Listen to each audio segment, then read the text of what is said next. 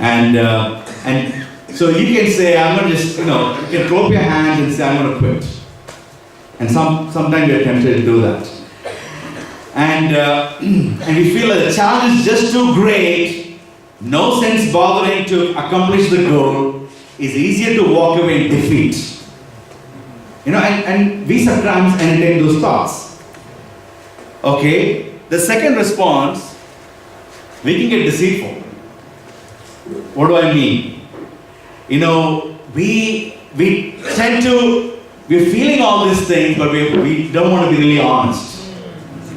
God's word is hitting you and challenging you through the power of His Holy Spirit and convicting you, and God is telling you, bro, you gotta be open. You gotta go talk to the brother. Go confess. Go talk. What are we going through? Go talk. Go resolve. Go reconcile. And and you come here, you just you try to impress everyone. You're more worried about what people think about you than what really God is speaking to you. And some of us struggle, so we have a great opportunity. Nobody's going to come and beat you here, right? We feel that we're going to be beat up if I confess my sins. And that's not true. That's from the devil. The devil beats us up with our sin. God never makes us suffer for our sins. He might discipline for our sins, but He always restores us back. God is always about restoration. God is always about renewal and refreshing our hearts. God is never here to put you down and crush you. So that is something that some of us may be feeling. God is telling you, come on, you're getting into a new year, 2017. Can you get beyond that? So maybe that is the third thing is you can be in denial. What does that mean? In your mind, everything's going great. Things are falling apart. Your ministry is not doing well, right? Your personal marriage is not doing great. You have issues, but you tend to not admit. You can't see that, and you are in denial of. You walk in and you walk out, and you're just not in touch. You're just here. And our bodies are here, our hearts are not here. And you can be in denial of where your heart is at. And others are trying to talk to you and they can't get through to you. Having conversation, they see a block in our conversation. Right? Because you won't let anyone in because you keep pushing it off in denial. So I don't know where you are at today, but that's not the way we need to be. The fourth response can be determined.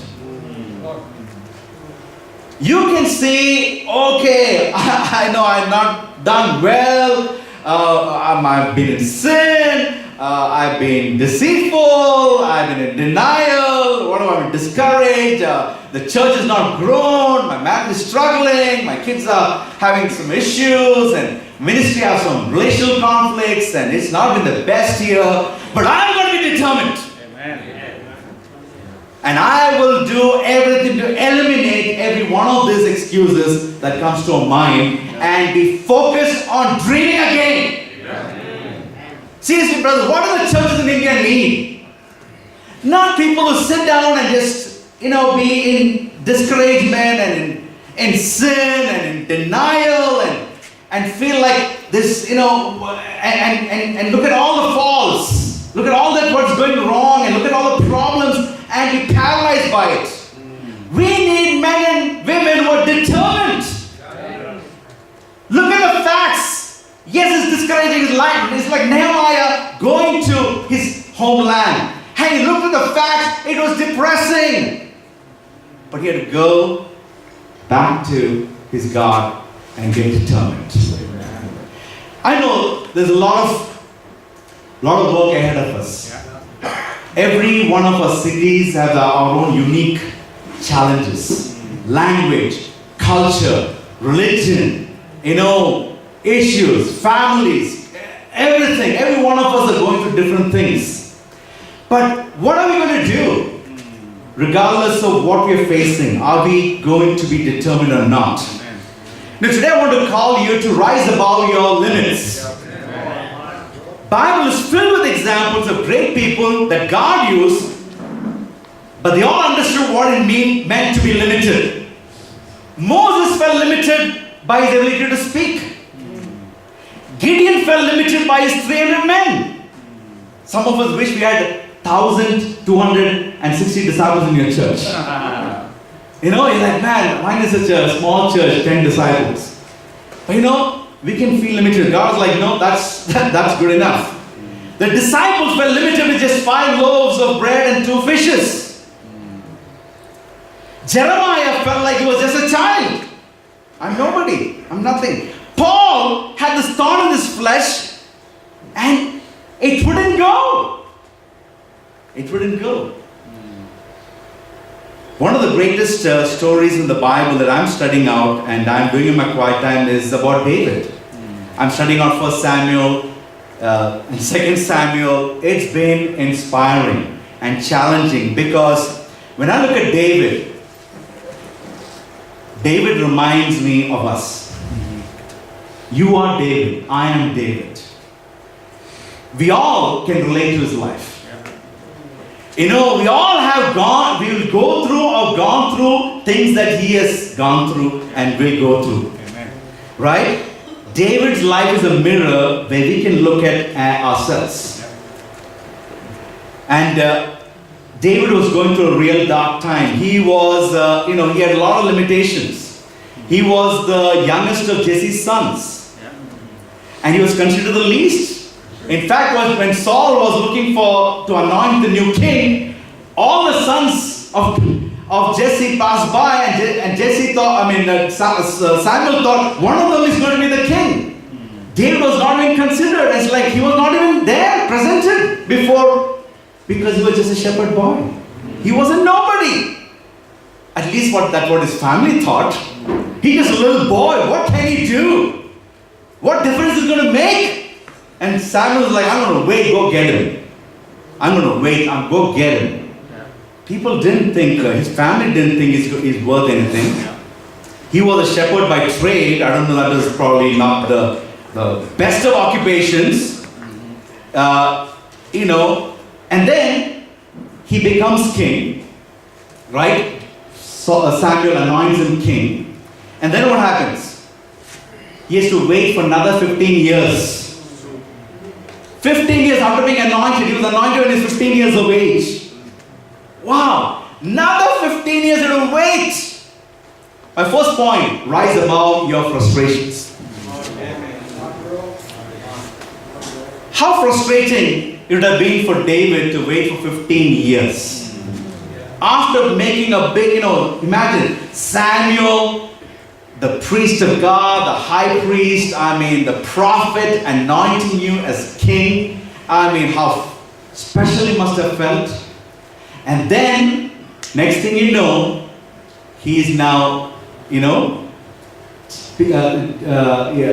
Saul is jealous of him, and he has to now be a runaway refugee. He has to find refuge someplace. So when you study 1 Samuel, in Samuel 17, you see David defeating Goliath. One of the most inspiring stories in the Bible. Then you see Saul allowing him to marry Michelle. Okay? That was amazing. And then he even gets a chance to serve in Saul's court. What a great honor. Okay? Maybe I'm not king yet, but I get to be with the king. Right? And then you see he finds friendship in King's son, Jonathan. Wow. It can't get better. Right? And that is what you see that David had. And then one by one, David was losing these connections.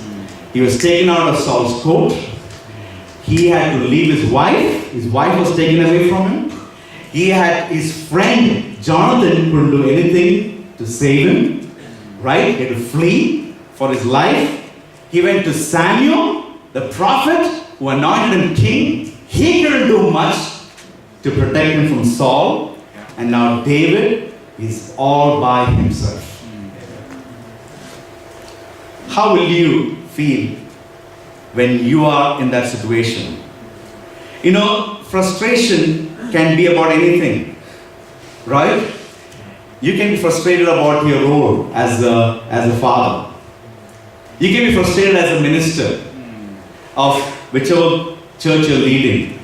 You can be frustrated as a husband. And I've been through all those frustrations.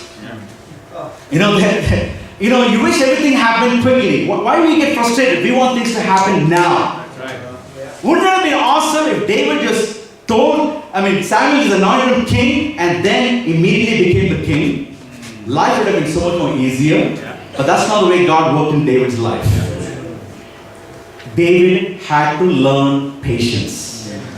The antidote for frustration is patience. There's no way every minister will have victory after victory after victory all your life. That is the ideal desire we have. That's not the way God designs us. God lets us go through highs and lows.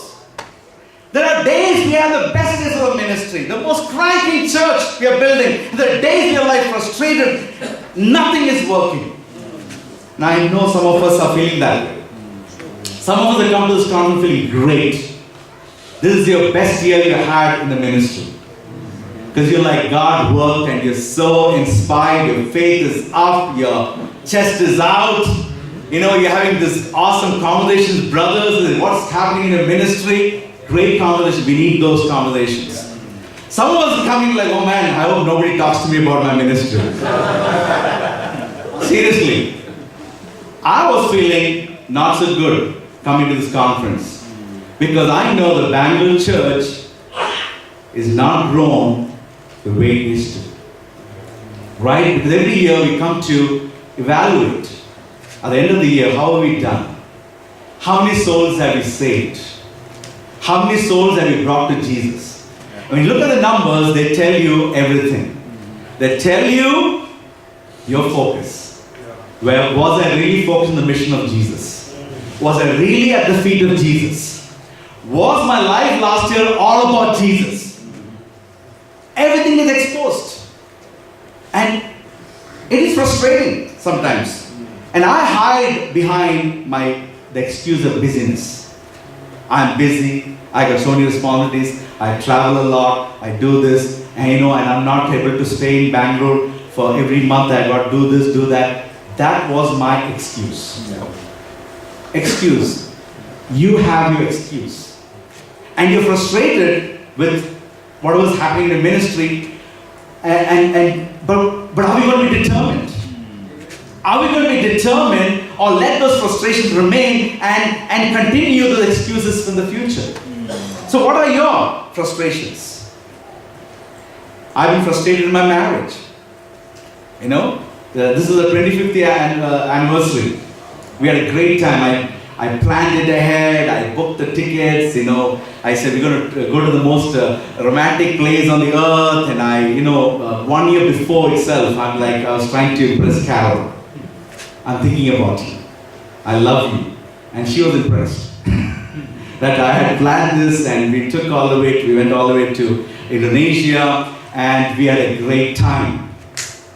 But also at a great time, we also fought during our great time. You're supposed to have this most romantic, amazing time, and then we have a fight in the middle of all that. So depressing. We come all the way to Bali to fight. I was upset. Okay? That was not encouraging. Come back home. 2 of my kids are disciples. One of them is not. And she's definitely made a lot of changes, and thanks for all your prayers. 2 of our kids are not doing great spiritually. They're disciples. One of them talking about, maybe you should count me out of the church. Wrote a letter, wrote a mail. While we are enjoying our honeymoon in Bali, we get a mail. I'm not done well, and since I have to inform you, and you may want to consider taking me out of membership. Because I think I deserve to be out. And okay, we got to get home, right? And address this stuff. It was painful, frustrating, and and then you see a lot of other kids, and I see Mike Fontenot's family, you get jealous. I don't know if you feel any jealousy towards Mike Fontenot, but you have to confess some sins sometimes, publicly. Like, hey, Mike, how does this happen? Great family, all your kids are doing great son-in-laws, 10 grandkids, one of them is a disciple. Do you have any problems? Do you face any frustration? Or you just have this nice, cool ride and things are going great. Okay? Sometimes as parents you feel jealous of other parents having great, the kids are doing great and your kids are struggling. Right? So, what is your frustration? Family, children, marriage. Are we going to stay there? Are we going to stay in our frustration? So, we look into the passage in 1 Samuel chapter 21, verse 1 onwards. Come on, brother, appreciate it. David went to know after his fleeing from everyone, right? Okay, he's left Samuel, he's left Michelle, he left Saul's court. Okay, he's finally landed up with Ahimelech, the priest. He comes to the house of God. You know, when things are not going well, the best place to land up is the house of God. So it looks like he went to the right place. So David went to know to Ahimelech the priest. Ahimelech trembled when he met him and asked, "Why are you alone? Why is no one with you?" David answered, "Ahimelech the priest, the king sent me on a mission and said to me, no one is to know anything about the mission I'm sending you on. As for my men, I've told them to meet me at a certain place." But the priest answered David, "I don't have any ordinary bread on hand. However, there is some consecrated bread here, provided the men have kept themselves from women." David replied, "Indeed, women have been kept from us as usual. Whenever I set out, the men's bodies are holy, even on mission that are not holy. How much more so today?" So the priest gave him the consecrated bread, since there was no bread there except the bread of the presence that had been removed from before the Lord and replaced by hot bread on the day it was taken away. So David went to the right place. And he met the right person. He went to Ahimelech the priest. And Ahimelech was scared to see him. He said, "Why is he coming alone?" Because he's an important guy. Isn't he supposed to be? Ahimelech has no idea that all this tension is going on between him and Saul. He has no idea. So instead of David coming and saying, a lot of things are not going well, instead of being open and honest about what he's going through, the frustration, the loneliness he's feeling, the fear he's going through, the rejection he's facing, and that he has to, run for his life, that he's been targeted, and nobody in this world is there to help me. He goes and tells a big lie. Right? Yeah. He says, "The king sent me on a mission." Actually, did the king send him? No one is to know anything about the mission I'm sending you on. Wow.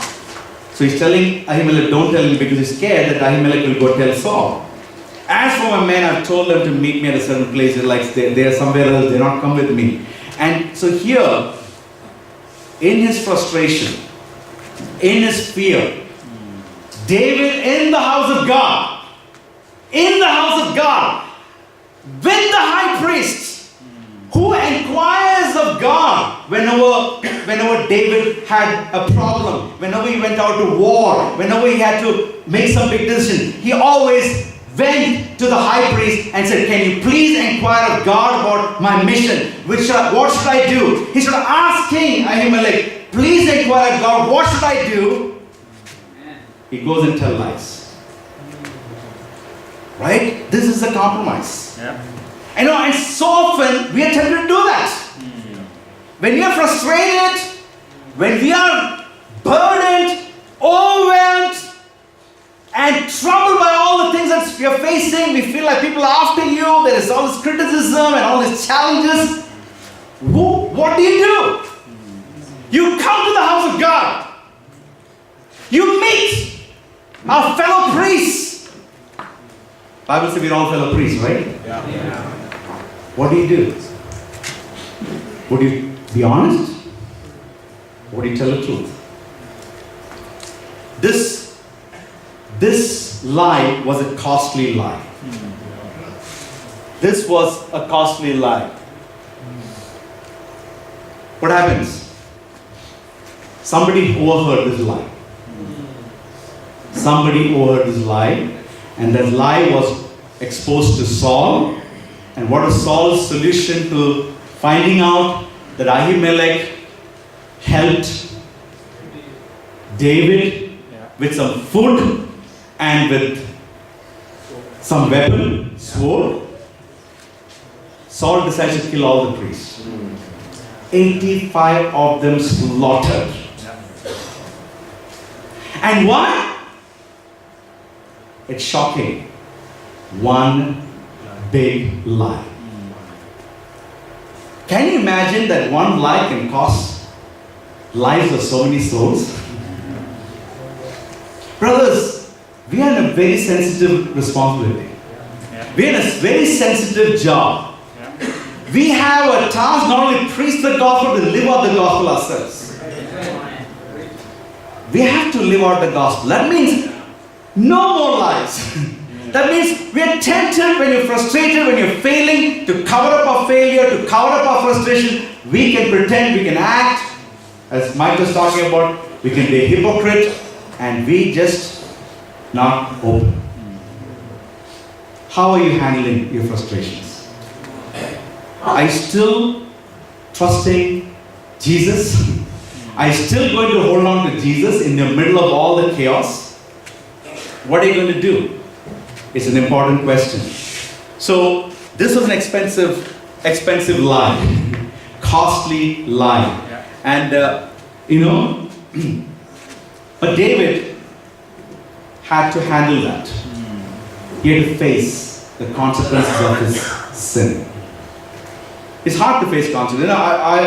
The first day Mike preached a lesson, and a lot of things was troubling me, because the Holy Spirit reminds you of all the things that you need to confess, you need to repent of. And I was so grateful I had a chance to walk with Mike after the lesson. We all prayed 2 by 2, and I had a chance to go with Mike and talk. I need to confess my impurity, my marriage struggles, and my frustrations. And I was tempted to lie to him. I said, no, I'm not going to do that. I'm going to tell him the honest truth. Because, everybody wants to impress everyone. I also struggle trying to impress brothers. Even though I know Mike for so many years, he's never beat me or slapped me. He's never threatened me he's going to hang me or shoot me or send me to the chair. Nothing has happened so far. He knows my life. But even then, there is a temptation not to be totally honest. And and there's one thing that convicted me is like, even a little yeast can spread the whole dough. One lie of David in his frustration killed 85 souls. Man, ouch! These are godly men. Ahimelech was a godly man, an honest man. He got killed. An honest, righteous man got killed. Because David was fearful, afraid. Brothers, what are you afraid of? What are you afraid of? Who are you afraid of? Who? Me? I'm a sinner like you. I need the grace of Jesus. And I don't want my sin, the little yeast in my heart, to affect the entire churches in India. I feel convicted about it. If I'm not spiritual, if I'm not righteous, if I'm not on the edge spiritually, if I'm limited by my own little frustrations and my own little world, I'm going to hurt the whole churches in India. I feel responsible. I feel responsible that Me not giving my best, me not being all I need to be for Jesus can hurt you. And hurt my brothers and sisters. And it can kill many souls, it can destroy many souls. And that bothers me. Because they go to hell. They go to hell because you and I are not giving our best. Because we're holding on to some of our issues and problems and we don't want to repent. Yep. We just refuse to repent. And we have all these things coming, and I got this problem, my wife left me, my wife beat me, my wife doesn't this, my children are... Think about David, man, he had all those issues. His children was a mess, his family was a mess. You talk about mess, he had so many problems. But he still was a man who saw God. He fought those things. He had to go to God. When he was before Ahimelech, right? And then we'll read further down in verse 7 to verse 10. Now one of Saul's servants was there that day. Let me get to that. 7. It says, detained before the Lord, he was Doeg the Edomite, Saul's chief shepherd. David asked Ahimelech, don't you have a spear or a sword here? I haven't brought my sword or any other weapon because the king's mission was urgent. The priest replied, the sword of Goliath, the Philistine, whom you killed in the valley of Elah, is here. It is wrapped in a cloth behind the ephod. If you want it, take it. There's no sword here but that one, David said. There is none like it. Give it to me. That day David fled from Saul and went to Achish, king of Gath. Now think about this. David, you can see where his faith is at. He told some lies. Then next thing he says, I don't have any weapon. And can you give me this? What do you have here? And David asked, don't we have a spear? And priest like, the sword of Goliath, the Philistine, whom you killed in the valley of Elah, is here. It's wrapped in a cloth behind the ephod. That should have been enough for David to get some courage. Saying, he's in the house of God, and behind the ephod is what the priests wear before they serve God and before they inquire of God, because that's where they have the Urim and Thummim, and that's where they go to God and put sacred laws and they find out what the will of God is. This sword was right behind, and Ahimelech the priest reminding of what God has done in his life. Reminding that it's not with the sword that he killed the Goliath. It was with what? 5 smooth stones he had. A sling, a sling and 5 smooth stones. That's all it took. And he had to face this Goliath with this huge sword. Now he's asking for a spear or a sword, and he says, now you can take the sword of Goliath. Brothers, what weapon are you fighting with? What's your weapon? Do you remember the victories God gave you? And why He gave you those victories? Not because you're so good and you're so smart and you're so educated. David was not educated. He didn't go to school. Right? He didn't have much experience growing up. And he had no equipment growing up. The only equipment he had was a sling and a few stones. And he did radical things with those little things. Little knowledge. Little experience. He was able to slay Goliath. Now, he's in the house of God. And he's saying, can you give me that sword, which he had a hard time in holding it. Right? When he was given that all the armor to wear, he's like, I can't walk with this. Yeah. Get rid of he didn't need that. He just needed God. Yeah. He's like, I don't need any of this. I just need God. Brothers, what is going to take for us to evangelize India? What is going to take to turn churches around? Our marriages, our purity, our struggles, our attitudes. God. Faith is what keeps us going. faith is what gives us victory. It's not our weapons, it's not our methods, it's not our how structured we are, it's not the smartest people that we are. None of this is going to give us victory. We know that. Our job is to water, to sow seeds, and God will make it grow. Amen. We just need to ask the Lord. We need to ask the Lord, brothers, what is your weapon? The only thing we need is the sword of the Spirit. We don't need the sword of the Philistine. Are we studying the Bible with people? Amen. And as a leader, are we using the sword well? Are we using the sword often? Are we using the sword and believing the sword of the Spirit is going to change people's lives?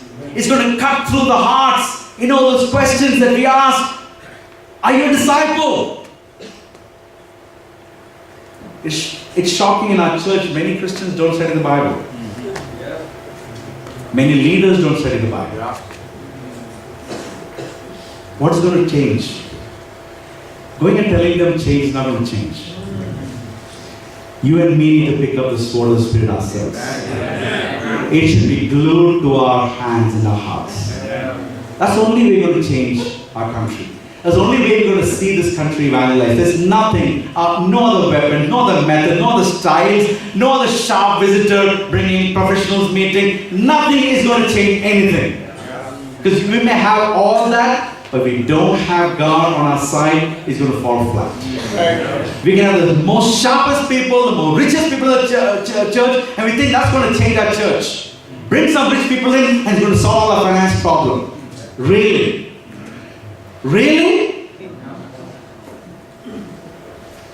Do you think the rich people in this world have changed the world? No. There are many of them. That's a lie.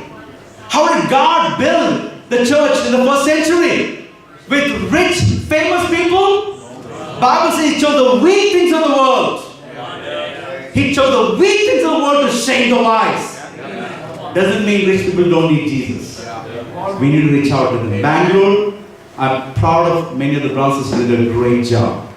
Reach out. We had a great professionals meeting this year, and it was life-changing. Harlem and the brothers did a fantastic job, inspiring, because they need Jesus. And they shared their lives, how broken their lives were. Everybody needs Jesus.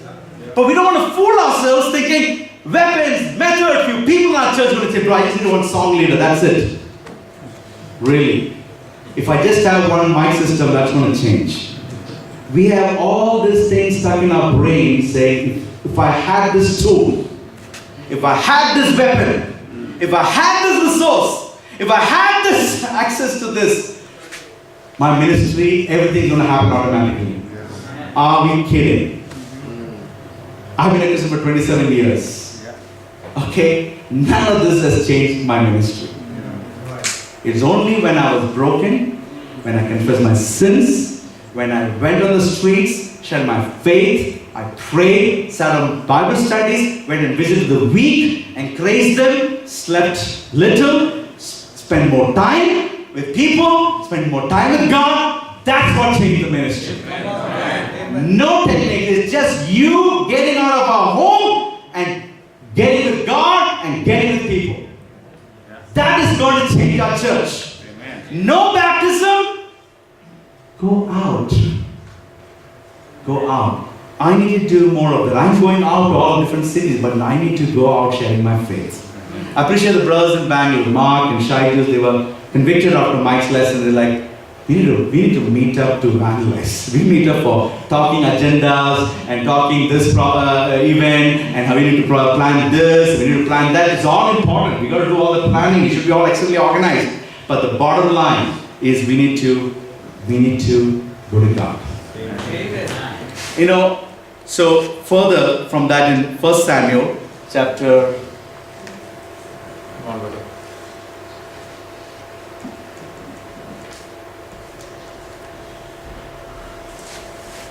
21 verse 10 to 15.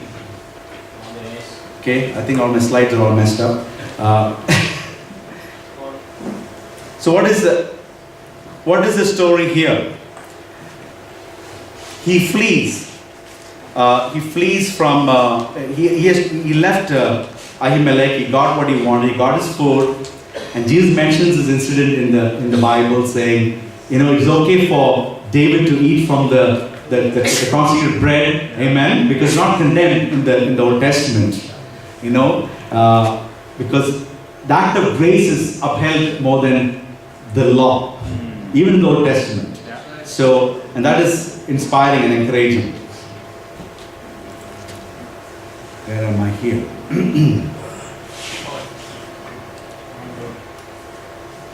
That day, David fled from Saul and went to Achish, king of Gath. So now, from the priest, he goes to where? Gath. But the servants of Achish said to him, isn't this David, the king of land? Isn't the one they sing about in their dances? Saul had slain his thousands and David his tens of thousands. David took this words to heart and very much afraid of Achish, king of Gath. And so what he does, he pretends to be insane in their presence, while he was in their hands. While he was in their hands, he acted like a madman, making marks on the doors of the gate and letting saliva run down the beard. Achish said to the servants, look at this man, he's insane. Why bring him to me? Am I so short of madman that you have to bring this fellow here to carry on like this in front of me? Must this man come into my house? Where's Gath? He's going back to the enemy camp. Gath is where he slayed Goliath. So David is moving away from. He has to leave his family, he has to leave his Saul, his wife, Jonathan, Samuel, the house of God. He lands up in the enemy camp. We do crazy, foolish things when you're not doing well spiritually. When fear controls us, failure is confronting us, fatigue is confronting us, frustration coming, we do stupid things. Let's go and check out that church. A lot of people do that. When we're struggling, when we need to open and repent, instead of open, it says, if I open in this church, I'll get caught and they're going to discipline me, so let me go find some other church and I will talk about my sins. Most people leave because of that, because they just don't want to talk about their heart. Recently I went to a following Christians meeting. Okay, so once in a month they organize all the ex-ICOC members in Bangalore, they meet together. Okay, they meet and they call themselves contemporary disciples. And I got invitation to come and be their speaker. So, and they printed my name on the card and all this. It was very interesting. Okay, and so they expected 300 people to come. So they're following up. These people are following up, and they hired a hall, and they had snacks, they had everything organized. It's like how we would organize a special service. And they wanted me to come and preach because they said, we have great memories of ICOC, but we don't want to come back to ICOC. We want to be grateful for ICOC. So they came and they shared testimony how awesome ICOC was.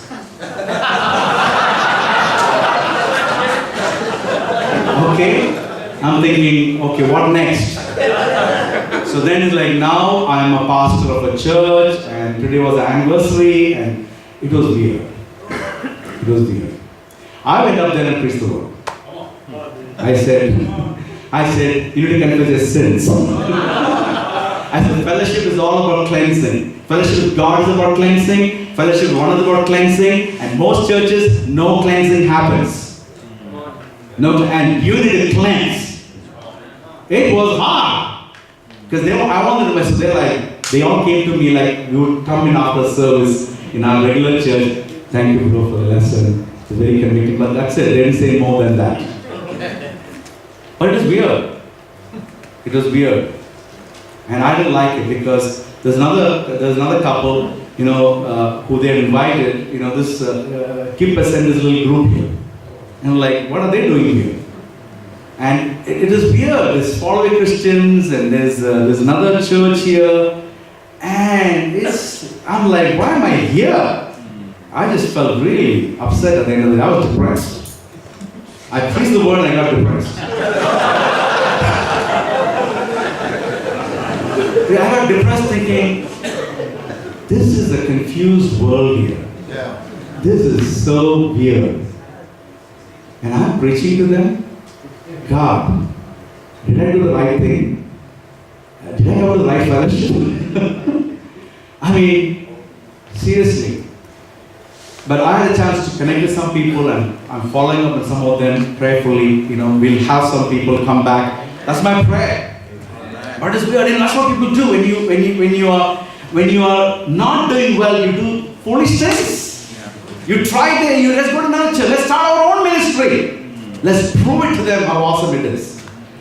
When we are fearful, when we are not doing well, we do things like this. David walked into the enemy camp. That's what I felt going that day. I'm like, I hope I will not be slaughtered here. You never know what's going to happen when you go to the meetings. And we had some of our present members also attend their meeting. I got to meet them as well. I said, hey, what are you doing here? Bro, I heard you are preaching.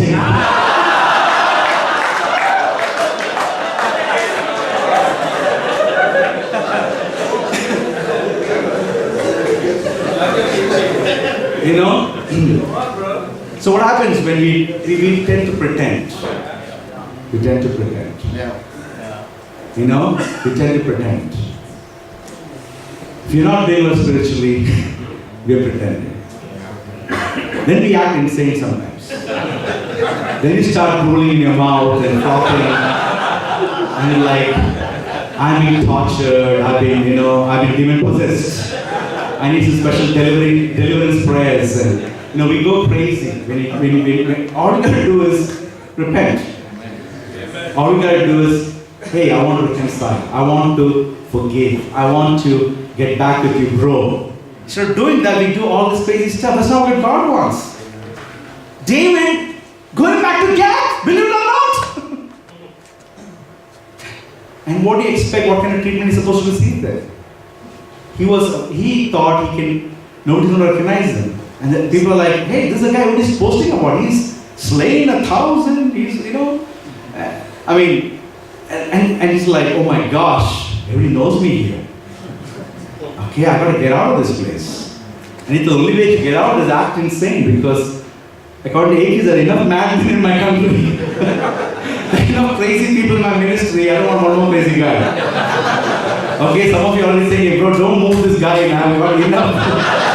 I have enough madmen. Madmen. Right? So, how are you handling it? What is your vision for your ministry in the next year? What is it going to take to turn things around? What does David do?